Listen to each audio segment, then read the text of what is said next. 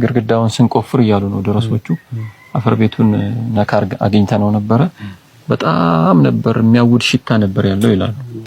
የሰይዱና ነጃሺ ቀብር አብርቷል እንደዚህ ኢማሙ አቡ ዳውድ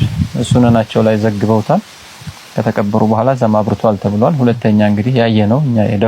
የደረስንበት የሸሆቹ የነሸህ ዛውዮች ቀብር ነው አካባቢው በሙሉ ያበራው ማለት ነው እና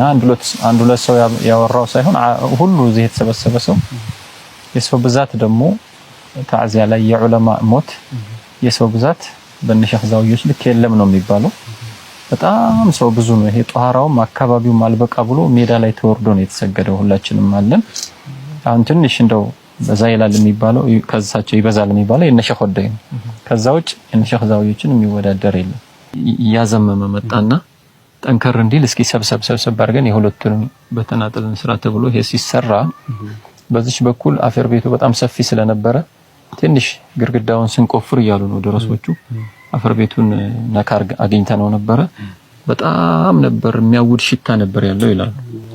አይደለም ይሄ አካባቢ ጧራው ሁላ ሸተተ ይሄ በቅርብ ነው አይደለም ይሄ በቅርብ ነው አምና ነው የተከሰተው አንድ አመት አካባቢ ነው የሚሆነው ጧራው ሁላ ሸተተ አፈር ቤቱ እኮ ነው ያው የተሞላው ማለት ነው እና እጃችን ሁላ ታጥቦ አይለቅም ነበር አሉ የቆፈሩ ደረሶች እሱ ማለት ነው እናንተም ነበራችሁ ከቆፈሩት አንድ ሰተው ማለት ነው እና ይሄ እንግዲህ ሐይ መሆናቸውን ያመለክታል አላህ ለሸፋዓቸው አህለ አላህ ያድርገን አሁን ራሱ ትንሽ እንትን ቢል ብለውኝ ነበር አሁን ቦታው ቢታይ ያው ሽታ እንደማይጠፋ ያው